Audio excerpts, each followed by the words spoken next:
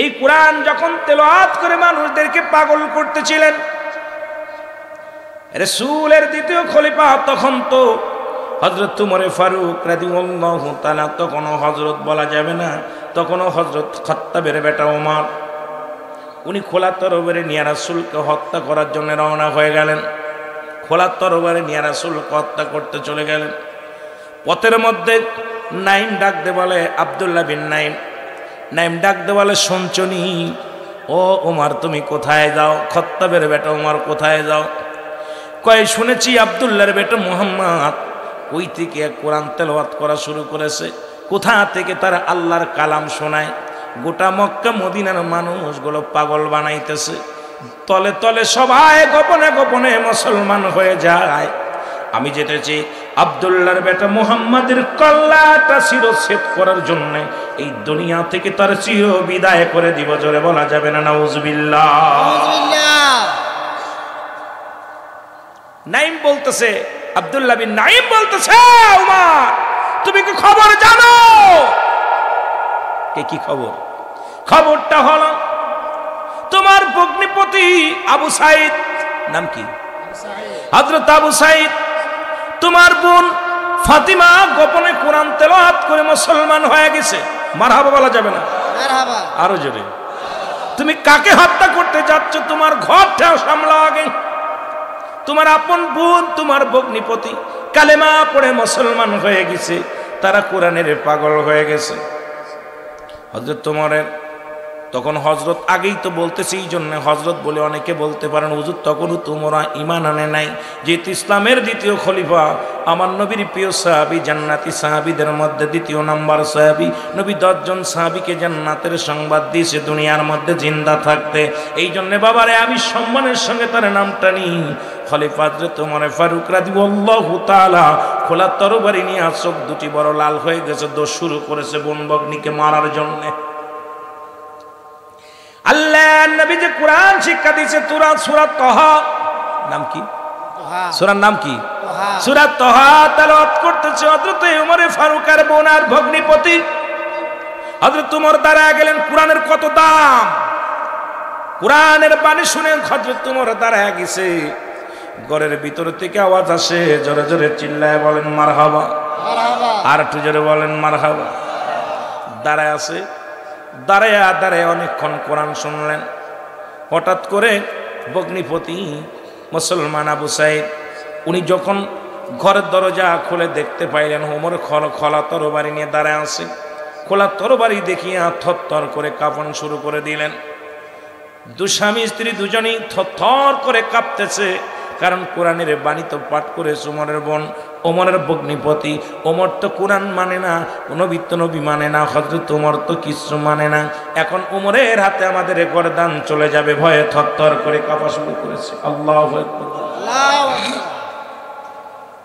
হযরত আবু সাইদ ডাকতে বলে, ভাই ওমর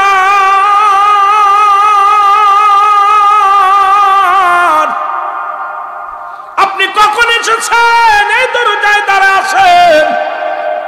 বলে আমি অনেকক্ষণ যাবত এসেছি। তোমরা ঘরের ভিতরে কি পাঠ করতেছিলা, কি পড়তেছিলা বলো, আগে বলো। বোন ভাগ্নির গলার পানি শুকায় গেছে, কারণ যা পাঠ করছে শুনলেই মৃত্যুদণ্ড। বিপদ থেকে বাঁচা সম্ভব নয়। থরথর করে কাঁপন শুরু করে দিলেন। হযরত ওমর বলে, আমি কথা দিলাম রে তোদেরকে আমি হত্যা করব না, আগে বলো কি পাঠ করলাম, এতক্ষণ সময় কি তোমরা তেলাওয়াত করতেছিল আমাকে বলো। ওমরের বোন ভগ্নিপতি দুজনেই বলল, ওমর রে যদি এইটা শুনতে হয় তাহলে একটা কাজ করো। সেই কাজটা হলো তুমি আগে গোসল করে আসো। এই বাণী শোনাইতে গেলে ওযু লাগে, পবিত্রতা লাগে। এটা সাধারণ কোনো কিতাব নয়। ইংরেজি পড়তে গেলে ওযু লাগে না, বাংলা পড়তে গেলে ওযু লাগে না, ফার্সি পড়তে গেলে ওযু লাগে না, কোনো ধর্ম কোনো বিষয় পড়তে গেলে ওযু লাগে না। আল্লাহর কোরআনটাকে এটা তেলাওয়াত করতে হলে, শুনতে হলে ওযু লাগবে। আগে এই বাণী শুনতে হলে তোমাকে ওযু গোসল করতে হবে, পবিত্রতা, তোমাকে পবিত্রতা হয়ে আসতে হবে। জোরে জোরে চিল্লায় বলেন মারহাবা, মারহাবা।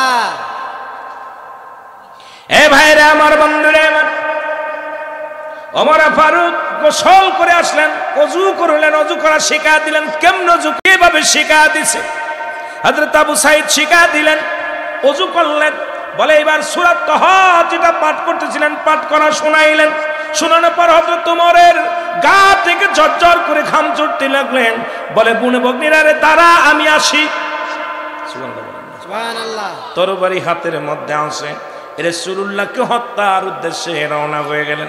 এদিকে খবর আসলেন ওমরে ফারুক খাত্তাবের বেটা উমর খোলা তরবারি নিয়ে রাসূলকে হত্যা করার জন্য রওনা হয়ে গেছে। হত্যা করার জন্য, রাসূলকে হত্যা করার জন্য। নবীর কাছে যে সাহাবীরা বলে ইয়া রাসূলুল্লাহ সর্বনাশ, খাত্তাবের বেটা উমর তো খোলা তরবারি নিয়ে রাগান্বিত হয়ে আপনার দিকে ছুটছে আপনাকে হত্যা করার জন্য। আমার নবী বলে আসতে দাও। সুবহানাল্লাহ বলেন, সুবহানাল্লাহ, আসতে দাও। ওমর ফারুক আসলেন, সাহাবীরা জাদ্দার পজিশন নিয়ে নিলেন। মারহাবা বলেন, মারহাবা। নবীর সাহাবীরা জাদ্দার মতো পজিশন নিলেন।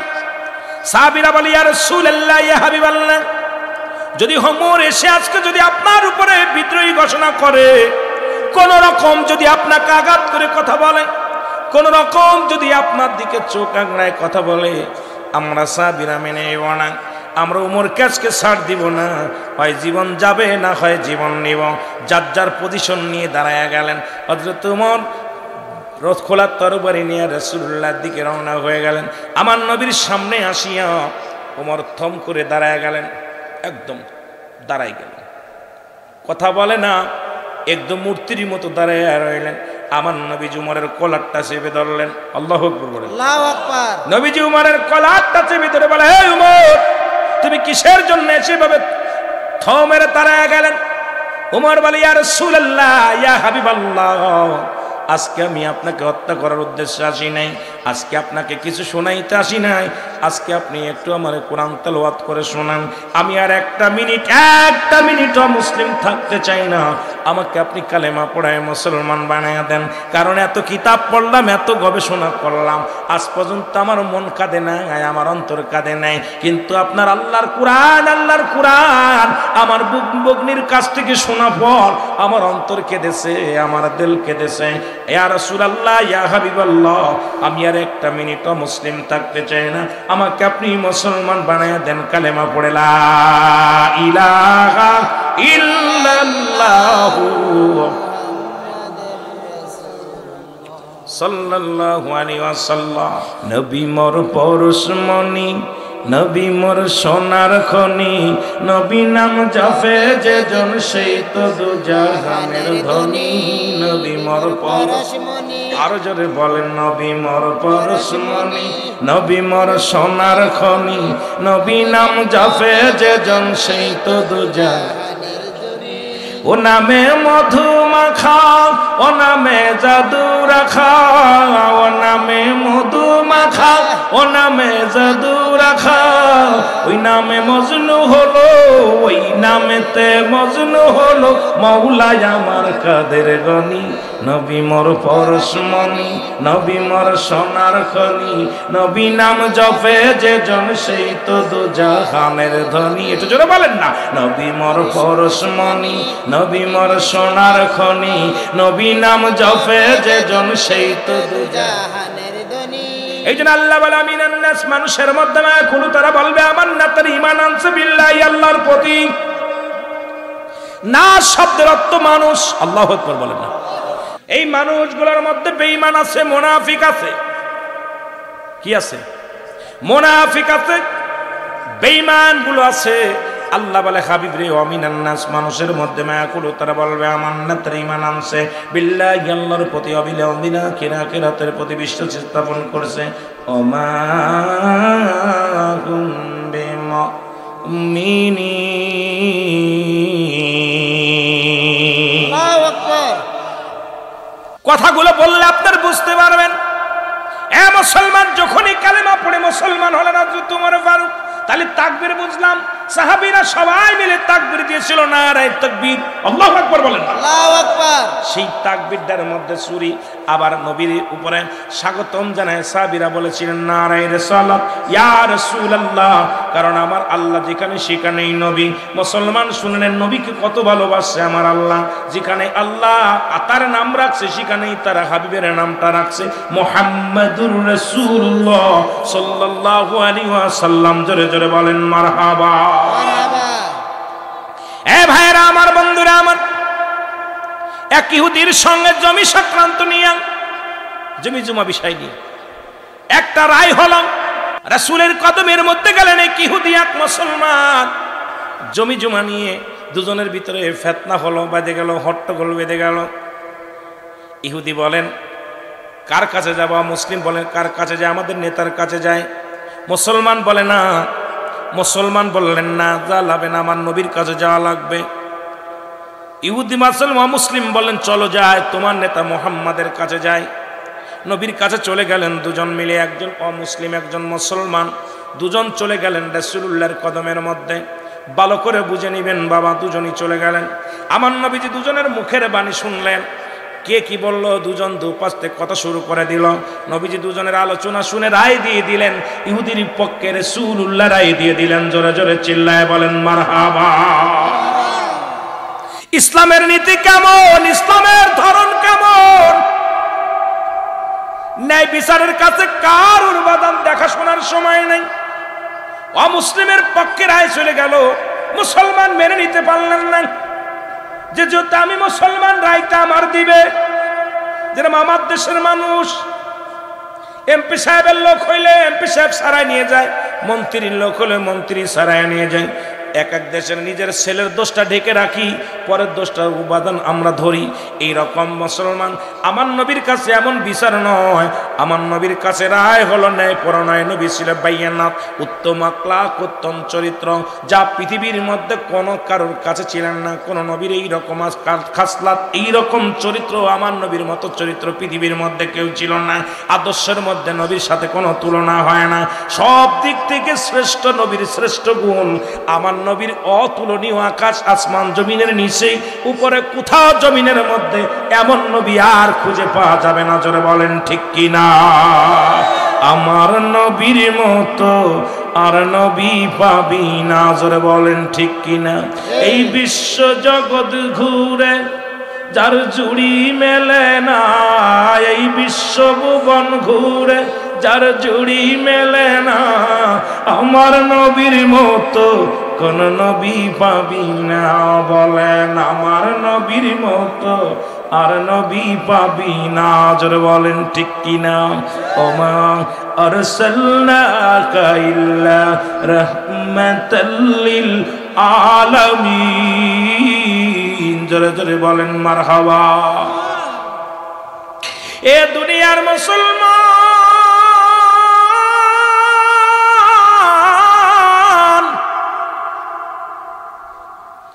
অমুসলিম রায় পেয়ে অত্যন্ত খুশি হয়ে গেলেন। বলে মুসলমানদের রায় ঠিক আছে, ন্যায় পরণয় সত্যের সন্ধানে মুসলমান নীতির উপর অটল। মুসলমান ব্যক্তি বলেন না, আমি এই রায় মানি না, কারণ এই রায় যাবে আমার পক্ষে, ইহুদির পক্ষে চলে গেল। নবীজির আইন, নবীজির বিচার আমি মানি না। মুনাফিক মুসলমানরা বলে আমি রায় মানি না। বলে যাব কোথায় যাব? কয়ে যাব আবু বক্করের কাছে। যেহেতু আবু বক্কর রাসূলের চাইতে 6 মাসের বড়। কয় মাসের? 6 মাসের বড়। সেহেতু তার কাছে গেলে সঠিক বিচারটা আমি পাবো, চলো যাই। ইহুদি বলে ভাই আপনার নেতা হলো রাহমাতাল লিল আলামিন, আপনার নেতা হোক, যেটা রায় দিছে এই রায় আমি মেনে নিলাম, আপনি কেন মানছেন না? কয় মানি না, চলো আবু বক্করের কাছে যাই। সিদ্দিক আকবরের কাছে চলে গেলেন, সালাম দিলেন। এই মুসলমান যে সালাম দিলেন, বলে আমি রাসূলুল্লাহর কাছে গিয়েছিলাম, এই রায় দিয়েছে আমাদের। এই রায়টার মধ্যে, রায়টা এই জমি জমা নিয়ে দুটি চক্রান্তর নিয়ে আমরা দুজনেই কথা বলল, মুসলমান এবং ওই ইহুদি কথা বললেন। হযরত আবু বকর শুনে বললেন এর আগে কে রায় দিছে? কয় রাসূলুল্লাহ রায় দিছে। কয় রাসূলুল্লাহর যে রায়, এরপরে আমি আবু বকর হাত চলবে না, কলম দেয়া চলবে না। আমার নবীর রায় যারা মানে না, এরপরে আমি কোনো রায় দিতে পারবো না। আমার রায়ু এই বিচার, এই রায়টা হবে আমার রায়ু হয় ইহুদির পক্ষে। জোরে জোরে চিল্লায় বলেন মারহাবা। ইহুদির পক্ষে রায় দিয়ে দিলেন, কিন্তু মুসলমান ইহুদি মেনে নিলেন, কিন্তু মুসলমান মানলেন না। বলো চলো যাই খাত্তাবের বেটা উমরের কাছে। আল্লাহু আকবার। ইহুদি বলে ভাই, যেহেতু আবু বকর হলো রাসূলুল্লাহ চাইতে 6 মাসের বড়, তার কাছে গেলেন, বিচার আমার দিয়ে দিছে, রায় দিছে আমার, আবার কার কাছে যেতে হবে বলেন না? এই রায় আমি মানি না, কারণ খাত্তাবের বেটা উমর রায় দিবে, সঠিক রায় দিবে, তার কাছে গেলে রায় পাওয়া যাবে। উমরের কাছে গেলেন, খলিফার কাছে যায় বললেন, হুজুর আপনার কাছে বিচারের জন্য আসছি। বলে কিসের বিচার? বলে গিয়েছিলাম রাসূলুল্লাহর কাছে। মুসলমান শুনেন, সব কথা শোনা পর বলেন এর আগে কার কাছে গেছিলেন? বলে গিয়েছিলাম রাসূলুল্লাহর কাছে। তারপরে কার কাছে গিয়েছিলেন? কই গিয়েছিলাম আবু বকরের কাছে। বলে রায় কি হয়েছে? রায় ইহুদির পক্ষে গেছে, আমি মানতে পারি নাই, কারণ আমি মুসলমান, রায়টা আমার পক্ষে আসবে। ওমর বলে দাঁড়ান, আমি একটু আসছি ভিতর থেকে। ভিতরে চলে গেলেন, যে খোলা তরবারি নিয়ে একবার বাইরে হইয়া আসি, এক ডাক দেখায় মুসলমান আমার সামনে আয়। একটা কবে এক কবে সঙ্গে সঙ্গে মুসলমান শুনে নেন, শুনে নেন, ওই মুসলমানের কাল্লাটা দ্বিখণ্ডিত করে ফেলছে। জোরে জোরে চিল্লায় বলা যাবে না মারহাবা। এক কবে শিরশ্ছেদ। লোকজন মক্কা মদিনার বুকে হইচই লেগে গেল। উমর ফারুক মুসলমান হত্যা করেছে। কি হত্যা করেছে? জোরে বলেন না। মুসলমান হত্যা করেছে, দাড়িওয়ালাকে হত্যা করেছে, টুপিওয়ালারে হত্যা করেছে, কুরআন আলারে হত্যা করেছে, কুরআন আলারে হত্যা করেছে।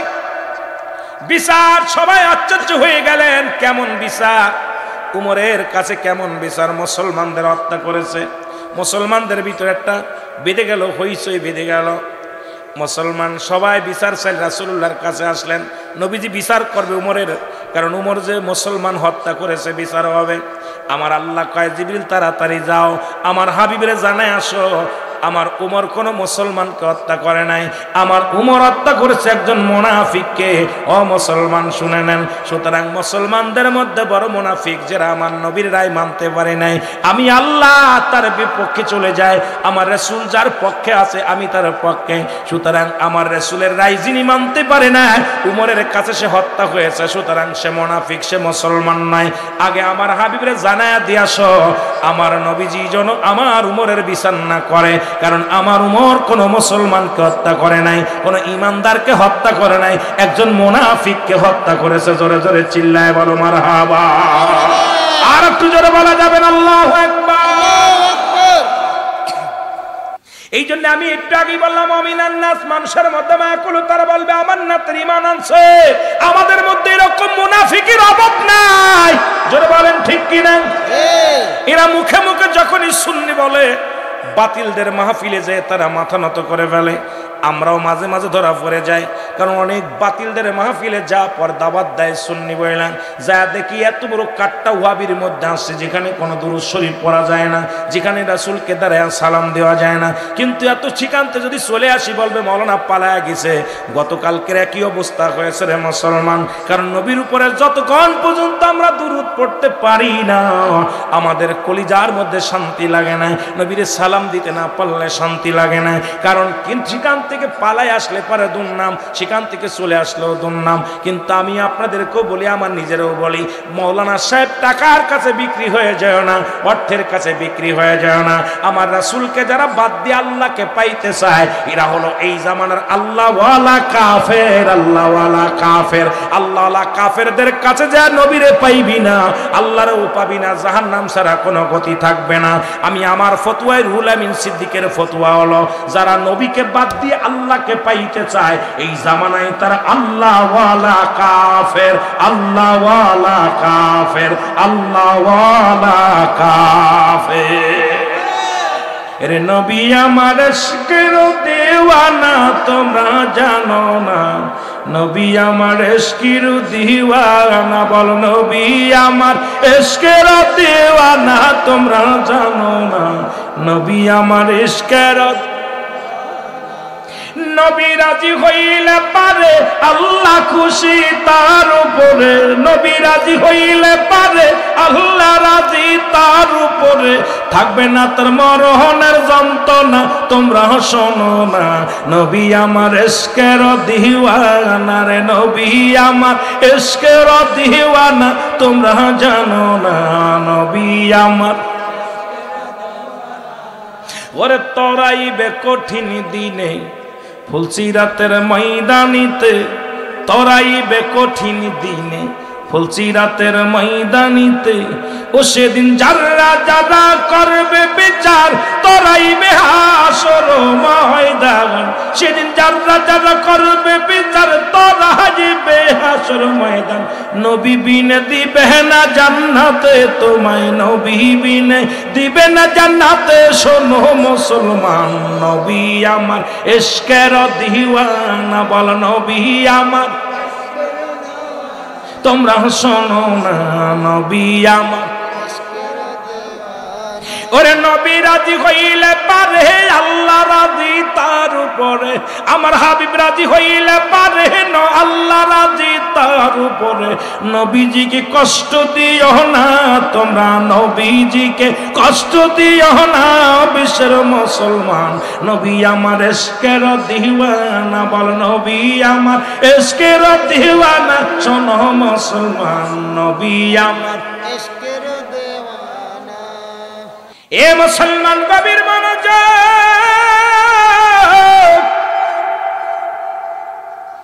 এই ওমর ফারুকের কয়েকটা কথা আমি বলে যাই, শুনলাম শুনলাম মুসলমান শুনলাম।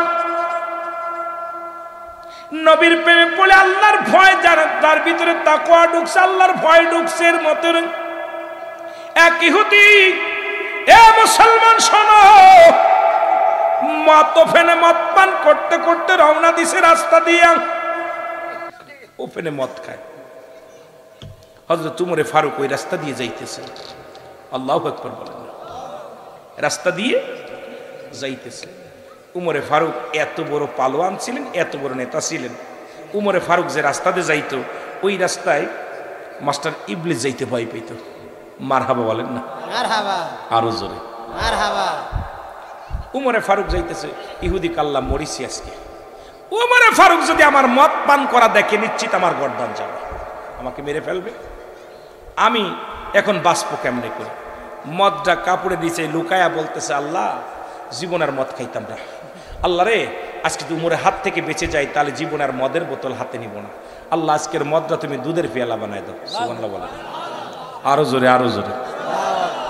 দেখেন কত ভয়, কত খত্তাবের বেটা উমরে দেখে সেই উমরের কথা বলতেছিল। আল্লাহ নবীর সাহাবী হযরত উমরে ফারুক ইহুদিকে ডাকতে বলেন, ইহুদিরে তুমি কি পান করো? ইহুদি বলে, হে আল্লাহর নবীর খলিফা আমিনুল মুমিনিন, আমি দুধ পান করি। কথা বলি, কি পান করি? দুধ পান করি। দুধ পান করি। কয় দুধ পান করো, তখনও মদের গন্ধ গা থেকে বাইর হইছে। মদ খাইছে, মদের বোতলের গন্ধ পাওয়া যায়। খলিফা হযরত উমরে ফারুক ডাক দে বলে, দেখি বোতলটা বাইর করো। বলে, হুজুর আমি দুধ খাইতেছি, মদ নয়। আল্লাহর নবীর সাহাবী আমার মুসলমান বাবা না। খলিফা হযরত উমরে ফারুক হাত থেকে মদের বোতলটা নিলেন, নিয়ে মুটকিটা খুললেন, আর ওদিকে ডাক দে বলে, আল্লাহ। ইহুদি বলে, আল্লাহ আজকে যদি আমি ওই মদের বোতলটা দুধের বোতল হয়ে যায়, জীবনে আমি আর কোনোদিন মদ পান করব না, আমি আর কোনোদিন ইহুদি থাকবো না, মুসলমান হয়ে যাব। আল্লাহ তুমি আমার বাঁচাও, উমরের হাত থেকে বাঁচাও, উমরের হাত থেকে বাঁচাও। সঙ্গে সঙ্গে হযরত উমর যখন মুসলমান এই মদের বোতলটার মদ ঢালতে লাগলেন, দেখা গেল মদের বোতলে মদের পরিবর্তে দুধ পড়া শুরু করেছে। জোরে জোরে চিল্লায় বলেন মারহাবা। আর একটু জোরে বলেন, আর একটু জোরে বলেন আল্লাহু আকবার, আল্লাহু আকবার। এই ভয়টা যার ভিতরে, আল্লাহর ভয় যার অন্তরের ভিতরে নাই, সে কেমন মুসলমান? একজন ইহুদি বিশ্বাস করে আমার মাওলাকে, আমার হাবিবকে। এ মুসলমান শুনে নাও, পৃথিবীর মধ্যে এমন এমন নেতা কজন আছে রে মুসলমান, শুনে নাও আমার বাবারা আমার। সেই খলিফা হযরত ওমর ফারুক রাদিয়াল্লাহু তাআলা আনহু, উনিও কোরআন রিসার্চ করতে যায় মুসলমান হয়ে গেছেন, নবীকে জিয়া গবেষণা করতে যায় মুসলমান হয়ে গেছেন। তিনি পৃথিবীর সব কিছু ছেড়ে দিয়েছে, রাসূলুল্লাহর কদম মোবারক ছাড়তে পারে নাই। এমন ভালোবাসতো আমার নবীরে। নবী ইন্তেকালের পরে উমর একেবারে পাগল পারাপার হয়ে গেলেন। উমর কারুর লগে কথা বলে না, উমর কারুর সঙ্গে চলাফেরা করে না। উমর শুধু নিরাপত্তা পালন করে আর কান্দে বলে, ইয়া রাসূলুল্লাহ, ইয়া হাবিবাল্লাহ, মায়ার নবী,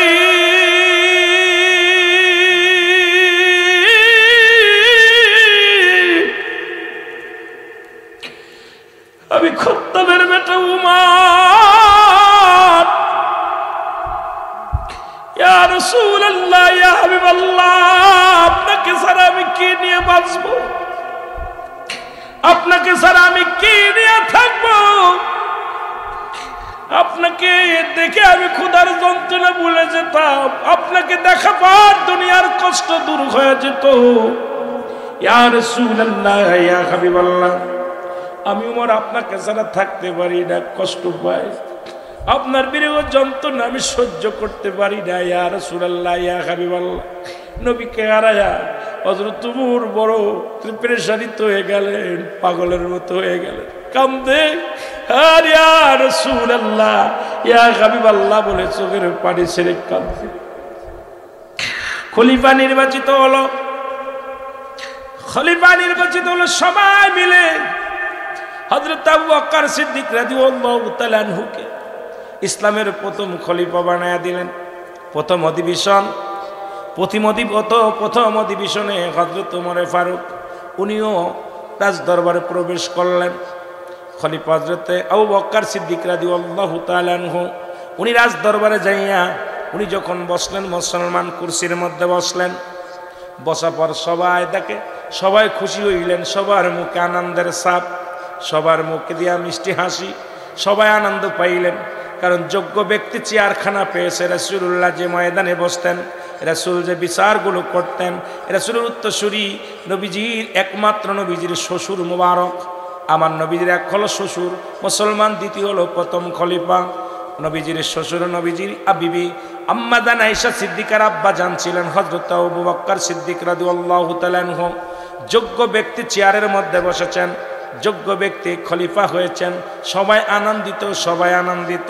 কিন্তু পাশে দাঁড়াইয়া হযরত ওমর ফারুক চোখের পানিগুলো দর দর করে ছেড়ে দিয়ে কাঁদতে লাগলেন, হাউমাউ করে কান্দে। সবাই ওমরের কান্না দেখে ফিরে তাকাইলেন। উপস্থিত যত মুসলমান শ্রোতা ছিলেন, উপস্থিত রাজ দরবারে যত মেহমান ছিলেন, সবাই কান্নার আওয়াজ শুনতে পাইলেন। সবাই তাকায় দেখে উমর কান্দে, উমরের চোখে পানি। সবাই আবু বকর ডাকতে বলেন, ভাই উমর, তুমি কেন কান্দো? তোমার তো আজকে কান্নার কথা না, সবাই তো আমার খলিফা বানায় দিছে, সবাই মিলে যেহেতু আমার রায় দিছে, এই চেয়ারের যোগ্য ব্যক্তি বানাইছে, আমি আসলে যোগ্য নয়। ভাই উমর রায়, ও ভাই, মনে হয় আমি খলিফা হয়েছি, নেতা হয়েছি, তুমি মনে হয় মানতে পারো নাই, এই জন্য তোমার চোখে পানি, তুমি হাউমাউ করে কান্দো। নেও, আমি চেয়ারের দরকার নাই, আমি আবু বকর এই চেয়ারটা আমি উমরকে দিয়ে দিলাম। কারণ উমর যখন কালেমা পড়েছিল মুসলমান তখন সরাসরি মুসলমান ওফেন তারা নামাজের আহ্বান করেছিল, মক্কা মদিনায় আযান শুরু করেছিল। যখন রাসূল পাক সাল্লাল্লাহু আলাইহি সাল্লামের হাতে ইসলাম গ্রহণ করেছিলেন হযরত ওমর ফারুক, তখন মুসলমানদের বিজয় ধ্বনি বেজে উঠেছিল। সুতরাং এই চেয়ারের একমাত্র যোগ্য অধিকার, যোগ্য পাওনাদার হলো হযরত ওমর ফারুক। আমি তাকে চেয়ারটা দিয়ে দিলাম, তুমি এসে বসো। উমর ফারুকের কান্না আরো বেড়ে গেল। আল্লাহু আকবার। হযরত উমর ফারুক আরো জোরে জোরে ফুপায়, ছোট মানুষের বালকের মতো কান্দে। বালক যেরকম, ছোট্ট বালক যেমন ফুপায় কান্দে, হযরত উমর ফারুক ফুপায় কান্দতে লাগলেন। উপস্থিত জনগণকে বললেন, এ জনগণ শোনো, তোমরা খেলা তোমরা নেতা ফিরা দিতে পারো, তোমরা সব পৃথিবীর সব কিছু ফিরা দিতে পারো, তোমরা কি আমার নবীরে আমার বুকে ফিরাইয়া দিতে পারবানি? এই রাজমহলে আসলে রাজ দরবার আসলে আমি নবীরে দেখে দুনিয়ার সব দুঃখ ভুলে যেতাম।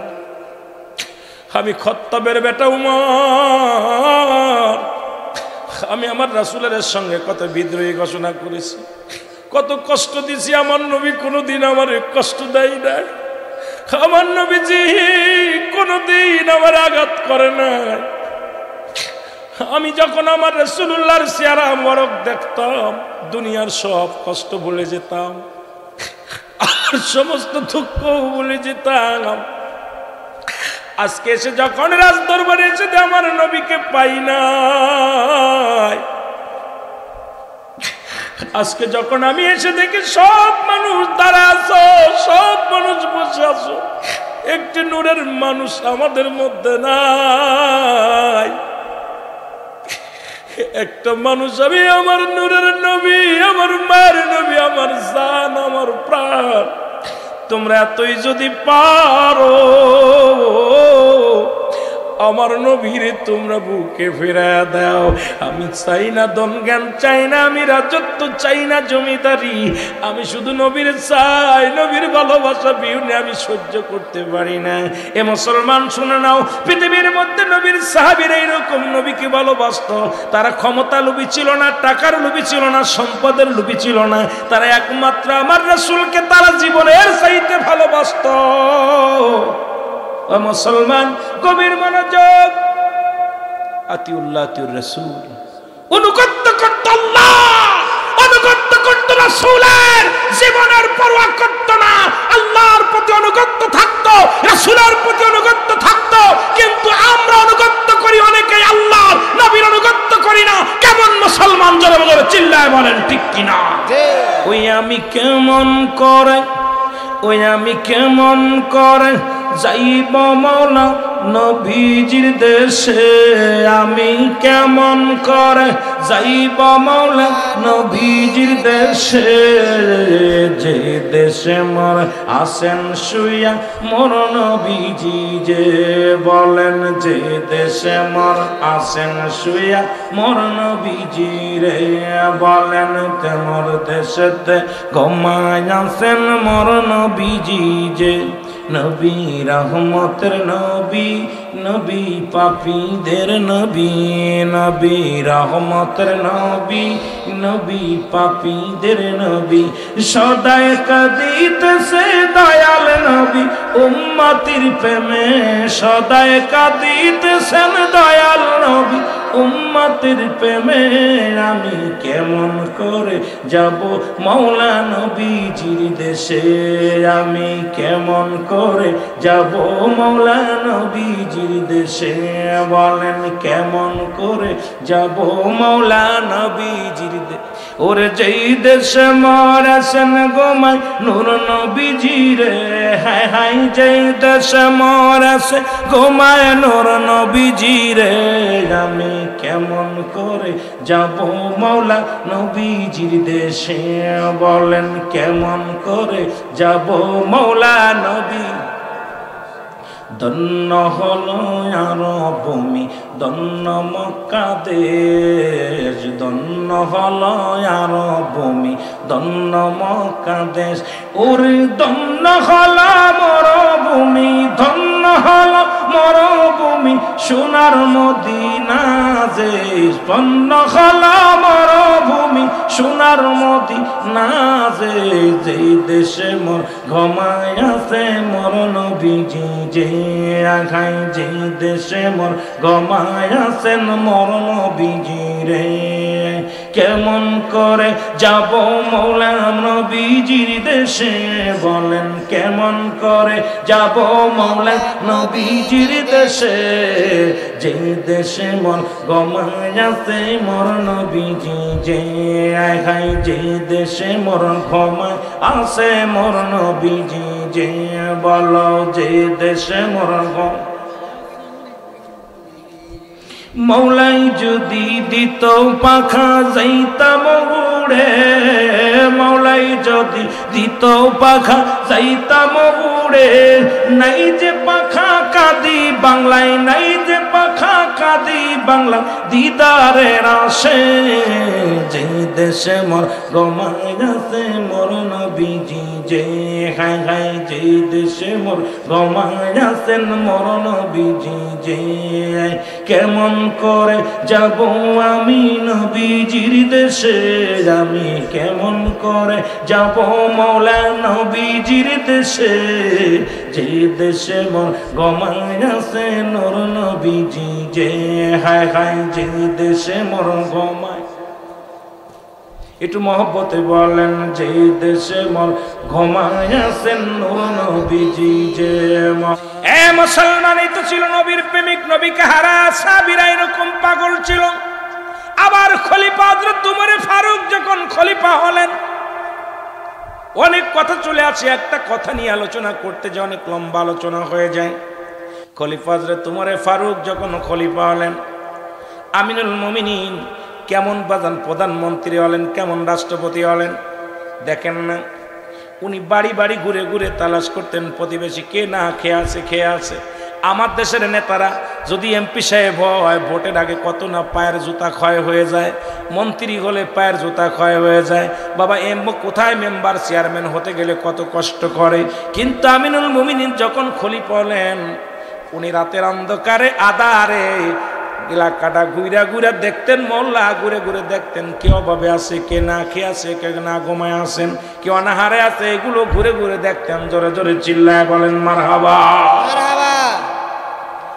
একদিন রাত্রে হযরত উমর ফারুক দেখতে পাইলেন মহল্লার মধ্যে একটা ঘরের মধ্যে টিপ টিপ করে বাতি জ্বলে, টিপ টিপ করে বাতি জ্বলে। হযরত উমর ফারুক গুটি গুটি পায়ে দরজার মধ্যে গেলেন, যে দেখে কান্না, ছোট ছোট মাসুম বাচ্চাগুলো ঘরের মধ্যে কাঁদে। কেমন নেতা ছিলেন, কেমন সাহাবী ছিলেন, কেমন দুর্দর্শ ছিলেন। আবার কালেমা পড়িয়ে পড়া পর সব বিলিয়ে দিয়েছেন। ইসলাম যখন গ্রহণ করেছেন, খত্তাবের বেটা উমর এই দুনিয়ার মধ্যে মাটির মানুষ হয়ে গেছে। কত সুন্দর আদর্শ, তার আদর্শ রাসূলুল্লাহর আদর্শ সঙ্গে মিলায় ফেলেছে। আমরা মুসলমান আজ পর্যন্ত পরিবর্তন হতে পারেনি। উগ্রপন্থী আমাদের মেজাজ, আমরা কৃপণতা করি, আমাদের মধ্যে শুধু কৃপণতা, আমাদের মধ্যে পরনিন্দা, আমাদের মধ্যে শুধু অত্যাচার, আমাদের মধ্যে মানুষকে ক্ষতি করার চিন্তা সাধনা নিয়ে থাকি। কিন্তু খলিফা হযরত উমর কোথা থেকে কোথায় গেল, এখন খলিফা হয়ে গেছেন। জোরে জোরে চিল্লায় বল আল্লাহু আকবার, আল্লাহু আকবার। দেখে ছোট ছোট মাসুম বাচ্চাগুলো ঘরের মধ্যে কান্নাকাটি করে ক্ষুধার যন্ত্রণায় ঘোরাঘুরি করে। মা মাগো খাবার দাও, মা জননী মায়ের কাছে কান্নাকাটি করে ডাকতে বলে মা মাগো আমাদের খাবারের ব্যবস্থা করো, সহ্য করতে পারি না। খলিফা হযরত উমর দাঁড়াইলেন, কিছুক্ষণ দাঁড়ায় দাঁড়ায় দেখলেন একটা পাতিলের মধ্যে পানি নিলেন, পানি নিয়ে আগুনের মধ্যে দিয়া চুলার মধ্যে দিয়া জ্বালাইতে শুরু করলেন। আসলে করে কিছু পাথর নিয়ে আসলেন। উনি তো পাথর দেখতে পাই নাই, এই পানির মধ্যে দিয়া ফুটাইতে লাগলেন। শুধু জাল দেয়, আগুন জ্বলে। ছেলে মেয়েরা বলে মাগো খাবার দাও, ছোট বাচ্চারা বলে মাগো খাবার দাও। মা ডাকতে বলে বাবারে একটু দেরি কর, ধৈর্য ধর। জোরে জোরে বলেন আল্লাহু আকবার। ছোট্ট ছোট্ট মাসুম বাচ্চাগুলো কান্না জুড়ে দিলেন, মা খাবার দাও, মা খাবার দাও। মা সান্ত্বনা দেয়, মা সান্ত্বনা দেয় বাবা একটু ধৈর্য ধর, এই তো খানা হয়ে আসলে, একটু দেরি কর। ছোট ছোট মাসুম বাচ্চাগুলো ক্ষুধার যন্ত্রণায় কাঁদতে কাঁদতে ঘুমায় পড়ল। হযরত উমর চিন্তা করে মা জননী এত সময় ধরে রান্না করলেন, বাচ্চারা না খেয়ে ঘুমায় গেলেন। কারণটা কি? ঘরের দরজায় যে টাচ করে আওয়াজ দিলেন, দরজা খুলে দিলেন, দেখতে পাইলেন যা দেখে মা জননী ওই ঘরের মধ্যে পাতিলের মধ্যে পানি দিয়া পাথর দিয়া জ্বালাইতেছে। ডাকতে বলে মা গো, ও মা তুমি তোমার সন্তানদের খাবার দিলে না, ঘুমায় গেল। কে বাবা খাবার দেব কি, আজ কটা দিন ঘরের মধ্যে কোনো খাবারের ব্যবস্থা নাই, ঘরের মধ্যে কোনো খাবারের ব্যবস্থা নাই। ছোট ছোট মাসুম বাচ্চাগুলো আমার বিবি আমার স্বামী খাবার আনতে পারে নাই। খাবার জোগাড় করতে পারে না। আজ কটা দিন ঘরের মধ্যে কোনো খাবার নাই, শিশু সন্তানগুলো ক্ষুধার যন্ত্রণায় ছটফট করে। আমি মা হয়ে সহ্য করতে পারি না। আমি জনম দুঃখিনী মা। ওই সন্তানের কান্না বন্ধ করার জন্যে পাতিলের মধ্যে পাথর দিয়া ফুটাইতেছি, তাদের সান্ত্বনা দিয়ে ঘুম পেরেছি। এখন আমি বসে বসে কান্দি। হয়তো তোমার ফারুক ডাকতে বলে, মা একটু দাঁড়াও, আমি আসি। দৌড়ায় গেলেন, বাইতুল মালে চলে গেলেন। কেমন নেতা ছিলেন, কেমন নেতা ছিলেন! দৌড়ায় গেলেন, বাইতুল মালে চলে গেলেন। ডাকতে বলে, আসলাম রে, বাইতুল মালের দরজা খোল। আসলাম দরজা খুলে দিলেন। দরজা খুলে দিয়ে বলে, এই আটার বস্তাটা আমার পিঠে উঠায়া দে, আমার মাথায় উঠায়া দে। আসলাম বলে, আমিনুল মুমিনিন, আটার বস্তা কোথায় নেবেন আমাকে বলেন, আমাকে হুকুম দেন, আমি সেখানে বহন করে দিয়ে আসবো। বলেন, আরে আসলাম, এই আটার বস্তা আমার মাথায় তুলে দাও। আমি উমর আল্লাহর কাছে কি জবাব দিব? আরে চেয়ারম্যান মেম্বার সাহেব, গরিবের 2 কেজি চাউলের লোভ সামলাইতে পারো না, গরিবের 2 কেজি আটার লোভ সামলাইতে পারো না। আমার দেশে অসংখ্য চেয়ারম্যান সাহেব, অমুসলমান, শত শত টন তেল, শত শত টন চাউল তাদের খাটের নিচেই পাওয়া যায়, তাদের ঘরের মধ্যে পাওয়া যায়। এই গরিবের 10 টাকা কেজি চাউলের লোভ সামলাতে পারে না, এটা সরকার দিছে, তাদের 10 কেজি চাউল দেয়। এটার মধ্যেও বাঘ বসাই রে চেয়ারম্যান। এই হারামখোররা আমার দেশের নেতা। এই হারামখোরদের জন্য শান্তি ফিরে চলে গেছে মুসলমান। জোরে জোরে বলেন ঠিক কিনা? খলিফা তোমার ফারুক ডাকতে বলে, আসলাম রে, আটার বস্তা আমার মাথা উঠে দাও, কথা বলো না, আমার ঋণ শোধ করতে দাও, আমি আল্লাহর আদালতে ধরা পড়ে যাব। কি জবাব দিব? আমি আমার মাওলার কাছে কোনো জবাব দিতে পারবো না। আসলাম আটার বস্তা উঠায় দিলেন। আমিনুল মুমিনিন হযরত উমর ফারুক আটার বস্তা মাথায় করে বহন করে নিয়ে আসলেন ঘরের মধ্যে। ডাকতে বলে, মাগো, তোমার সন্তানদের রুটি বানাই খাও, দেরি করো না মা, আমার দেরি হয়ে গেছে, আমি অন্যায় করেছি মা। মাগো, এই লাও আটা রুটি বানায়া তোমার সন্তানদের কলিজা ভরে খাওয়াও, পেটটি ভরে খাওয়াও। আর আগামী দিন তুমি উমরের দরবারে যাবা, আমি তোমাকে একটু বেশি দেওয়ার ব্যবস্থা করে দিব। ওই মহিলা দোয়া করে, আল্লাহ, এই দেশের প্রেসিডেন্ট যদি উমর না হয়ে এই লোকটা হতো, ছদ্মবেশ। আর আমাদের নেতারা দেখছি, নিজে রমজান মাসে দেখলাম কিছু ফেতরা দিছে, দেখলাম ঠেলে ঠেলে ফেলে দিচ্ছে। আর এইরকম দেখাচ্ছে, 3 বের ক্যামেরা ধরতেছে, একখান লুঙ্গি একখান শাড়ি দিতেছে, 4 বার ভিডিও করতেছে। জোরে বলেন ঠিক কিনা? লোক দেখানো বাটপার। দেখা যায় জাকাতের শাড়ি নিতে যায়, ওই ফিতরা শাড়ি নিতে যায়, মানুষ ঠেলা খেয়ে ধাক্কা খেয়ে মারা যাচ্ছে। জোরে বলেন ঠিক কিনা? এই নেতারা কিসের নেতা? সেলফি তুলতে তুলতে আর জায়গা নাই। কথা বুঝছেন? চাউল ধরে রাখতে 1 কেজি চাউল দিচ্ছে, 6 বার ভিডিও করতেছে। কথা কয় না, কথা কয় না। এই চোর বাটপার দেশটা ভরে গেছে। জোরে বলেন ঠিক কিনা? এই বাটপারগুলোর জন্য আমার দেশের গরিব অসহায় মানুষগুলো বিপদগামী আছে। দেখা যায় সরকার সহযোগিতা করছে, দেখা যায় কয়েক টন চাল দিচ্ছে একটা ওয়ার্ডে, দেখা যায় 10 কেজি দিয়া সব পকেটের ভিতরে ভরে ফেলছে। জোরে বলেন ঠিক কিনা? ওই ওনার তো জানে, বড় নেতারা জানে সব দেশে, আসলে কিন্তু আয়া দেয় অনেকেই না খেয়ে আছে। জোরে কন ঠিক কিনা?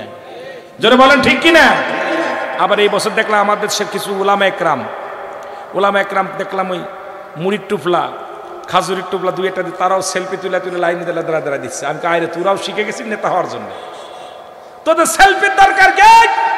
মানুষকে দান করে মানুষকে কত কষ্ট দেয়, মানুষকে লাঞ্ছিত করা, অপমানিত করা, এক মুসলমান হয়ে আর এক মুসলমানকে বেইজ্জতি করা, লাইনে দাঁড়া করে, কাতারে দাঁড়ে করে, রোদের ভিতরে দাঁড়া করে 5 কেজি চাউল দিচ্ছে, তা আবার ভিডিও করে দেখাইতেছে। কেন? আমার ইজ্জত, মুসলমানদের ইজ্জত নিয়ে খেলা করার অধিকার তোমার নাই। যেটা বলেন ঠিক কিনা? তুমি এত পারো গোপনে দাও, কিন্তু তুমি আমার এক ভাইকে আর এক ভাইকে বেইজ্জতি করবা, এক ভাইকে আর এক ভাই বেইজ্জতি করবার সবচেয়ে লজ্জাজনক ব্যাপার। আমি এবার রমজান মাসে দেখে কয়েকটা জিনিস দেখে, আমার দেশের কয়েকটা নামি দামি বক্তা দেখলাম, ওরাও দেখলাম ওই কিছু দান খয়রাত করছে, ওইরা দেখাইতেছে সিরিয়াল ধরে দিয়ে মহিলাদের হাতে টুপলা দিচ্ছে, কিছু মুড়ির টুপলা, কিছু খায়, 2টা খাজুর, এই 1 কেজি তেল এই দিচ্ছে। তা আমি দেখে চিন্তা করলাম, আমি এবার ফোন দিচ্ছি একজনকে, কি ব্যাপার? কয় দোস্ত বেশি করে দাও, তুমি কিছু দান করো। আমি কই এইরকম কেমনে দান? আমরা যদি এগুলো করি অন্য মানুষ কি করবে? ওরা, ওদের বিরুদ্ধে আমরা কেমনে কথা বলবো? কারণ ওরাও তো শুরু করছে এরকম সেলফি। আহা, এই মুসলমান, আপনি এক ভাইয়ের আরেক ভাইয়ের ইজ্জত ঢেকে রাখেন, জোরে বলেন ঠিক কিনা? আর একটু জোরে বলেন, ঢেকে রাখেন। মুসলমান বলেন আমিনুল মুমিনিন, উনি বললেন মাগো এটুকু লাও, এরপরে আগামীকাল তুমি উমরের দরবারে যাবা, আমি তোমাকে বলে একটু বেশি দিয়ে দিব। মহিলা দোয়া করে, আল্লাহ এমন নেতা যদি, উমরে ফারুক যদি নেতা না হইয়া এই লোকটা যদি নেতা হতো কতই না ভালো হতো। আল্লাহ সেই বড় পড়ারে তুমি নেতা বানাইলা, যে বড় পড়া আমাদের খবর নেয় না, যে বড় পড়া আমাদের খবর নেয় না, খোঁজ নেয় না। আল্লাহ তারে কেন তুমি নেতা বানাইলা? এই লোকটা যদি বানাইতো, মা গো তুমি তার অভিশাপ দিও না, আগামীকাল যাইও। জোরে বলেন না সুবহানাল্লাহ। সুবহানাল্লাহ। আমাদের মতো নেতা লিখতে ওই জুতার বাড়ি আগে তুই, আমি তো সেই নেতা। জোরে কোন ঠিক কিনা? কেমন নেতা কিন্তু তাকে গালি দেয়, মহিলা গালি দেয়, মিসকে হাসি দিয়ে বলে মা, কি বলে মা, ও মা আমার দেশে শাড়ি দিতে যায় দেখছি ধাক্কা মেরে দিছে, এরকম কথা কয় না? দেখছেন না আমার দেশে এক মন্ত্রী দেখছি শাড়ি দিয়ে পিটাইতেছে এরকম। জোরে কোন ঠিক কিনা? আমার দেশের এক মন্ত্রী আমি নিজে দেখছি শাড়ি দিতে যায় কইছে বাবা এই শাড়িটা বদলার একটা শাড়ি দাও, দিই মুখি দিলে এরম বাড়াচ্ছে। জোরে কোন ঠিক কিনা? কিন্তু উমরে ফারুকরে বলে বাটপার, ওই বাটপারটা যদি নেতা না হয়ে আপনি হতেন কতই না ভালো হতো। উমর কয় মা গো তারে গালি দিও না, আগামীকাল যেও, আমি সেইতে বেশি চেয়ে দিব। জোরে কন্যা সুবহানাল্লাহ। কেমন নেতা? নেতা তো এরম নেতা দরকার। জোরে বলেন এরম নেতার দরকার আছে কিনা? আরো জোরে বলেন এরম নেতার দরকার আছে কিনা? এবার পরের দিন সকালবেলা উমর ফারুক রাদিয়াল্লাহু তাআলা আনহুর মুসলমান রাজ দরবারে চলে গেলেন। যা দেখে গতকাল রাত্রে যিনি আটার বস্তা মাথায় লইয়া যিনি বাড়ির ভিতর বহন করে নিয়ে দিয়েছে, ওই রাজ দরবারে যা দেখে সেই লোকটাই বসে বসে মানুষের নালিশ নেই। মহিলা চোখের পানি ছেড়ে কান্দার বলে আমিনুল মুমিনিন,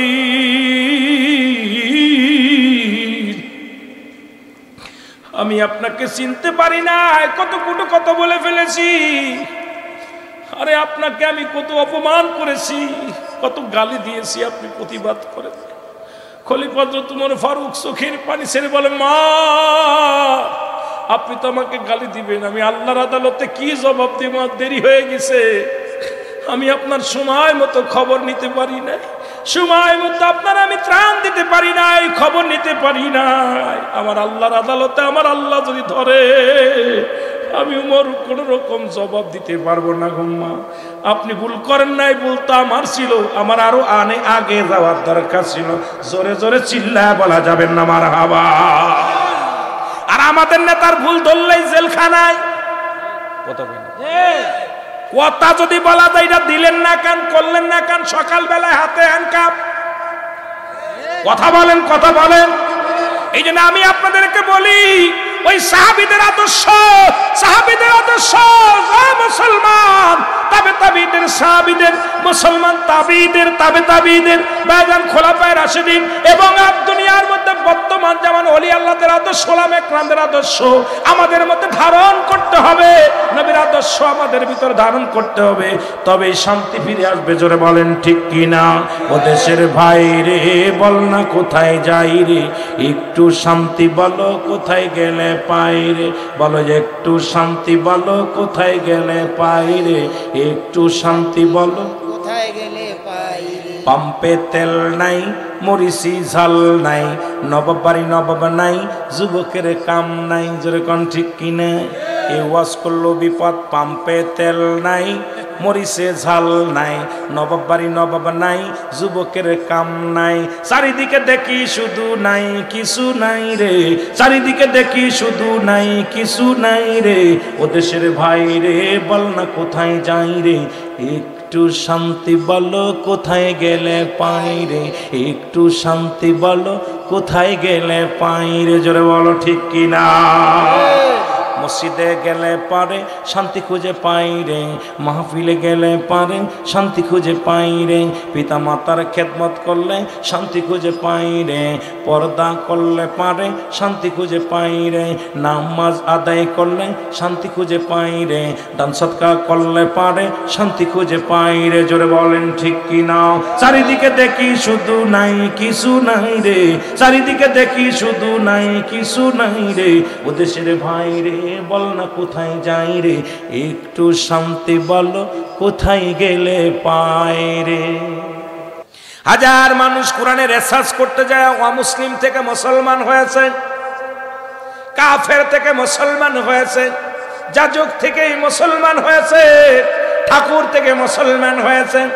মুসলমান শুনে নেন, শুধু খ্রিস্টানদের পাদ্রী থেকে মুসলমান হয়েছে। মাইকেল জ্যাকসনের মতো বড় মুসলমান কনসার্ট যিনি করলেন, উনিও কোরআনকে রিসার্চ করতে যাইয়া মুসলমান শুনে নেন, সঙ্গে সঙ্গে মুসলমান হয়েছে। আজ পর্যন্ত দেখি নাই, কোথাও শোনা যায় নাই কোনো মুসলমান পৃথিবীর মধ্যে কোরআনকে রিসার্চ করতে যায় অমুসলিম হয়ে গেছে। তবে অমুসলিমেরা, অসংখ্য মুসলিমেরা এই কোরআনকে রিসার্চ করতে যায় পুরোপুরি মুসলমান হয়ে গেছে। জোরে জোরে চিল্লায় বলেন মারহাবা। তারাই মুসলমান হয়ে গেছে। আমার বাবারা যেমন হযরত ওমর ফারুক রাদিয়াল্লাহু তাআলা আনহু, মারহাবা আরো জোরে বলেন মারহাবা। হযরত ওমর ফারুক রাদিয়াল্লাহু তাআলা আনহু উনি যখন রাসূলের কোরআন বন্ধ করার জন্য কোরআন যখন পড়ে অসংখ্য ইহুদি খ্রিস্টানেরা পাগল হয়ে যেতে লাগলেন। উতবা, সাইবা, আবু জেহেল, আবু সুফিয়ান, মুসলমান পৃথিবীর বড় বড় নেতারা নবী করিম সাল্লাল্লাহু আলাইহি ওয়াসাল্লাম যখন কোরআন তেলাওয়াত করতেন এত মধু লাগতেন, এত ভালো লাগতেন, এই কোরআন শোনার জন্য ছুটে চলে আসতেন। আজকে যেমন আপনারা ছুটে আসছেন, আজ 3টা দিন মিয়াজি সাহেবের তাফসীর শুনতেছেন, শুধু ভালো লাগছে বিলেই ছুটে আসছেন। এরকম নবীজির কাছে ছুটে আসতেন অমুসলিমেরাও পাগলের মতো ছুটে আসতেন কোরআন শোনার জন্যে। কিন্তু উতবা, সাইবা, আবু জেহেল, আবু সুফিয়ান তাদের অন্তরের মধ্যে কোরআন লেগে গেছে, কোরআনের প্রতি মায়া। কারণ পৃথিবীর মধ্যে কত গান, কত বাজনা, কত ডিজে গান আসলো, আমার যুবক ভাইয়েরা পাগল হয়ে গেল। আমার যুবক ভাইয়েরা সেই গানের জন্য পাগল, আমার যুবতী মা বোনেরাও গানের জন্য পাগল। 1 মাস 2 মাস 1 বছর গানের জন্য রিহার্সেল ভালো লাগে, এরপরে গানটার ভালো লাগে না। কিন্তু ছোট্ট থেকে কোরআন শুনলাম, আজ পর্যন্ত যে কারি পড়ে কারি চাইতো কারির ভালো লাগে, এ আলেমের পড়া চাইতো আলেমের পড়া ভালো লাগে, হাফেজ সাহেবের পড়া চাইতো অন্য হাফেজের পড়া ভালো লাগে। কিন্তু কোরআনের পরিবর্তন হয় নাই, পরিবর্তন হয় নাই। ওই একই আয়াত, একই সূরা, একই অক্ষরগুলো রয়েছে, কোনো পরিবর্তন হয় নাই। যত পড়ি ততই মজা লাগে। জোরে জোরে চিল্লায় বলেন ঠিক কি না? আমার ভাইরা, আমার বন্ধুরা, আমার গভীর মনোযোগ। কুরআনুল কারীম শুনে সকালবেলা যখন 4 জন 4 দিক ছুটেছে, আবু জেহেলের সঙ্গে উতবার ধাক্কা, উতবার সঙ্গে সাইবার ধাক্কা, একজনের গায়ের সঙ্গে আরেকজনের ধাক্কা লেগে গেছে। তুমি, ও কয় তুমি, ও কয় তুমি। সবাই বলে আবু জেহেল তুমি যে গতকালকে বললেন মুহাম্মাদের কোনো কথা শোনা যাবে না, মুহাম্মাদের কোনো বাণী শোনা যাবে না, মুহাম্মাদের বাণী যে শুনবে সে কি হয়ে যাবে, সে কালা হয়ে যাবে, রাসূলের মুহাম্মাদের যে দেখবে সন্দেহ হয়ে যাবে। তুমি প্রতিজ্ঞা করলে আমাদেরকে জানাইলা মুহাম্মাদের বাণী শোনা যাবে না, কোরআন শোনা যাবে না। আজকে কেন তুমি আসছো? আগে বলো, তুমি আমাদের নেতা, তুমি কেন আসছো? আবু জেহেল কয়, না রে, মুহাম্মাদের এই বাণী কোনো সাধারণ বাণী নয়, মুহাম্মাদের কোনো বানোয়াট কোনো গল্প নয়, আসলে এটা খোদাই রহমত, এটা আল্লাহর তরফ থেকে আসে। এই জন্য এই বাণী যতই পড়ে ততই মজা লাগে। জোরে জোরে বলেন মারহাবা।